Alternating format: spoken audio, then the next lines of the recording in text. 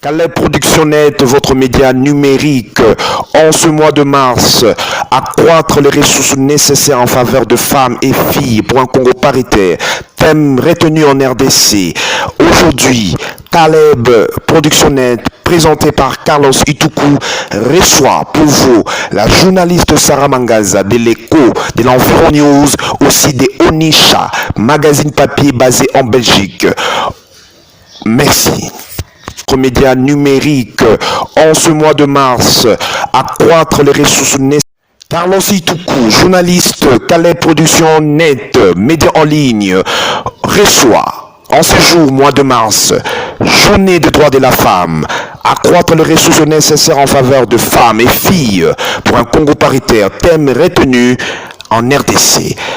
Aujourd'hui, je reçois Sarah Mangaza, journaliste de l'Environ News, aussi des Onisha, magazine papier basé en Belgique. Ensemble, nous allons découdre, comprendre les défis des femmes par rapport à ces thèmes nationaux.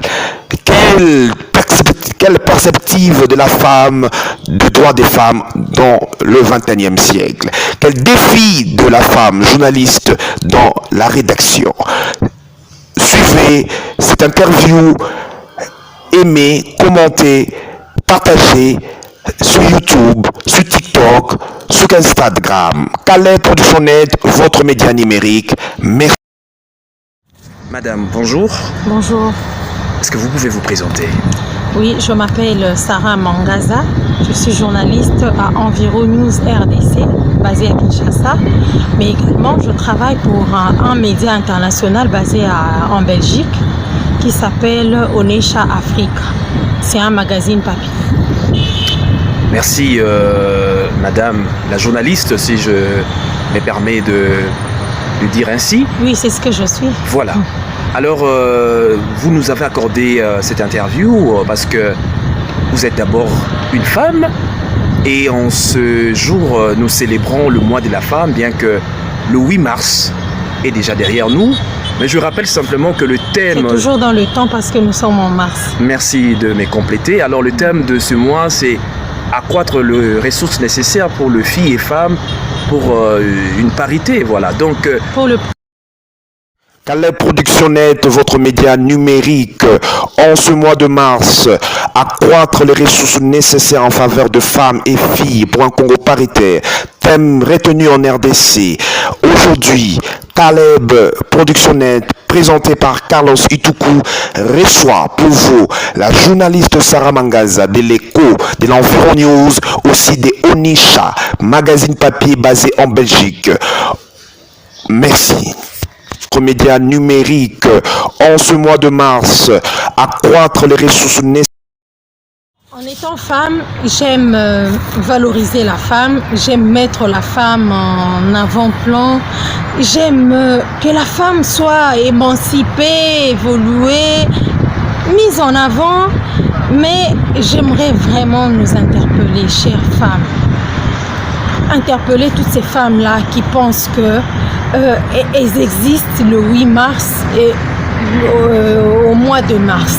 C'est vraiment déplorable, chères femmes. Il est même de ces femmes qui vont plus loin, ces femmes mariées, qui vont plus loin pour créer des troubles carrément dans leur foyer au mois de mars. Il dit à son mari, en tout cas, ça c'est le mois de mars, moi je ne ferai plus rien, c'est toi qui dois tout faire parce que c'est mon mois. Mais quand même, faisons la part des choses. Faisons la part des choses.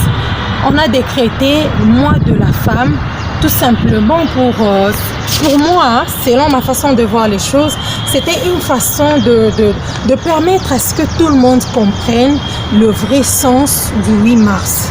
C'est pourquoi on s'était dit que ça soit qu'on en parle pendant tout un mois, c'est juste dans ce sens-là. Ce n'est pas que la femme n'a jamais existé tous les autres mois et puis c'est le 8 mars maintenant qu'elle doit se lever, surtout quand elle est mariée, elle doit prendre le dessus sur son mari et lui dire voilà c'est mon mois, c'est à toi de laver, c'est à toi de cuisiner, c'est à toi de ceci, c'est à toi de cela. Non, non, ce n'est pas ça. C'est là que nous dévions un tout petit peu et ça ne nous honore pas. Restons femmes, nous sommes femmes Et la Bible nous recommande d'être les égales, oui, soumises d'abord, mais aussi être pas égales, bon, pas vraiment égales, j'aime pas trop ce terme-là, mais qui complètent leur mari. La femme doit honorer son homme, la femme doit vraiment se mettre dans sa tête que l'homme est et reste le chef de la famille. Ça, vraiment, ça doit rester clair chez toutes les femmes. Mais aussi, les hommes doivent savoir que les femmes ont des droits. Je suis vraiment choquée de voir que dans certaines cultures aujourd'hui, la femme n'a même pas le droit de s'asseoir au salon. Mais attendez, nous avons construit notre maison, nous nous sommes mariés, et puis c'est moi qui dois rester derrière,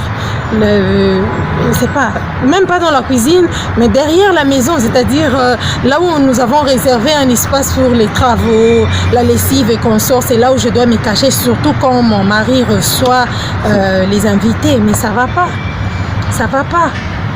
Il est de ces cultures qui vraiment piétinent les droits de la femme et c'est ça qui fait mal. Nous devons reconnaître que la femme, c'est un être qui a besoin d'être... je n'aime pas trop dire que c'est un être faible, non. Si nous analysons bien nos vies, nous verrons que émotionnellement, socialement, sentimentalement, la femme est plus forte que l'homme. Je sais que beaucoup d'hommes vont me contredire, mais la femme est plus forte que l'homme. Il est de ces choses que la femme sait gérer, que la femme sait prendre pour elle, que les hommes ne savent pas. Je vais prendre un exemple très concret. L'homme peut aller en dehors de son mariage et prendre des femmes dehors et même faire des enfants, les amener à la maison, sa femme peut les accepter, sa femme peut faire des efforts de mettre beaucoup d'eau dans son vin pour vivre avec ses enfants-là, pour même accepter l'autre femme s'il faut qu'elle vienne vivre avec elle et tout, mais c'est quelque chose que l'homme ne peut pas supporter, ça nous le savons tous. Si seulement un homme apprend que sa femme ne fût-ce que fait des beaux yeux, donc il n'a pas de preuve qu'elle a fait l'acte, mais si seulement il a appris qu'elle a fait des beaux yeux à un autre homme, il ne peut pas supporter ça émotionnellement, c'est compliqué et ça peut perturber sa vie, ça peut perturber sa santé, ce sont les crises de tension qui s'ensuivent, son travail ne sera même plus efficace. Ça, nous le savons, nous l'avons vu dans la société. Je ne sais pas si je suis en train de mentir, si je mens, excusez-moi, mais nous l'avons vécu dans la société. Carlos Ituku, journaliste, Calais Production Net, média en ligne, reçoit en ce jour, mois de mars, journée des droits de la femme, accroître les ressources nécessaires en faveur de femmes et filles pour un Congo paritaire, thème retenu en RDC. Aujourd'hui, je reçois Sarah Mangaza, journaliste de l'Environnement News, aussi des Onisha, magazine papier basé en Belgique. Ensemble, nous allons découdre, comprendre les défis des femmes par rapport à ces thèmes national. Quelle perspective de la femme, du droit des femmes dans le XXIe siècle? Quel défi de la femme journaliste dans la rédaction?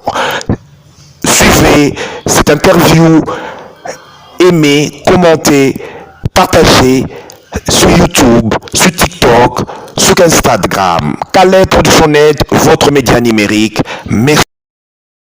Pensez investir sur la jeune fille, sur la femme, afin qu'elle progresse. Parce que nous voyons, même dans nos familles, je ne pense pas que vous allez me contredire là-dessus, il est de ces familles où les hommes sont plus importants que les femmes.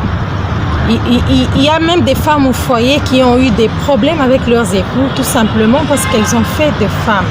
Dans ma propre famille, j'avais entendu parler d'une histoire de genre. J'étais encore petite, mais je me rappelle que le mari, l'époux d'une femme de ma famille, traitait ses propres filles, j'allais dire, ses propres filles des grenouilles. Donc, il disait à sa femme, tu passes ton temps à me faire des grenouilles. Tu ne me fais pas des enfants, tu me fais des grenouilles. C'était pour dire, tu ne me fais pas des hommes, tu ne me fais pas des garçons, tu ne me fais que des filles. Et je me rappelle, j'étais petite, mais cette parole-là me choquait parce que mes parents en avaient parlé une fois et ils avaient même essayé d'interpeller le monsieur pour lui dire mais comment tu peux agir ainsi, les enfants sont des enfants et puis les enfants viennent de Dieu. Et puis si on réfléchit bien, si on étudie bien la science, si on se réfère bien aux notions d'anatomie, on va comprendre que c'est l'homme qui donne l'enfant. C'est l'homme qui donne la semence. Donc, quand il y a une fille, quand c'est une fille qui arrive, c'est la responsabilité de l'homme. Les hommes devraient le savoir. Je les renvoie au cours des sciences pour qu'ils puissent vérifier. Ils comprendront que ce sont eux qui donnent la semence. Donc, ce sont eux qui sont responsables du sexe de l'enfant. Ça, c'est un grand débat. J'étais en train de parler du progrès. J'aimerais vraiment que le gouvernement pense à investir plus sur la jeune femme. J'en appelle aussi à la volonté de l'UNICEF. Comme l'UNICEF s'investit quand même dans l'éducation de la jeune fille, j'en appelle à sa volonté, cette volonté qu'elle a qu'à cette organisation à s'investir dans le progrès de la jeune fille. Si il pouvait y avoir des grands travaux de sensibilisation auprès des familles, dans les communautés, les églises, les villages, les quartiers, les rues, partout, pour interpeller ces parents qui pensent que les filles ne valent pas mieux que les garçons. Il y a même de ces familles qui, quand il n'y a pas assez d'argent pour payer le Minerval, ils privilégient le Minerval du garçon au détriment de la fille. Ils disent à la fille, yo Kobala, tu vas te marier un jour et voilà. Non, n'inculquons pas à nos enfants, je vais reformuler autrement, ne montrons pas à nos enfants que le mariage est une finalité, qu'elle doit aller au mariage, dans le mariage tête vide. Mais non, ça c'est tuer leur avenir carrément, parce que une femme qui n'a pas été instruite et qui va dans le mariage, imaginez-vous que son mari meurt, par exemple, son mari décède et qu'elle n'a aucune base, qu'est-ce qu'elle fait? Elle a 7, 8 enfants, son mari décède brusquement, elle n'a pas été à l'école, mais qu'est-ce qu'elle fait de sa vie? Elle va finir seulement dans les champs. Je ne dis pas que les champs c'est mauvais, mais quand même nous avons besoin que les femmes aussi accèdent aux postes de responsabilité, aux postes de prise de décision. Mais si cette femme-là n'a pas été instruite, comment elle va accéder à ce poste-là? Merci beaucoup, Madame Sarah. Vous parlez avec votre cœur. Vous parlez, comme on peut dire, vraiment avec votre cœur. Alors, ce sont des défis de nos tribus, de nos valeurs, que la politique aussi doit s'impliquer pour essayer de faire élever la femme, pas forcément que la femme soit égale à l'homme, mais que la femme aussi s'imprègne de ses droits. Non, j'aimerais poser un mot là-dessus.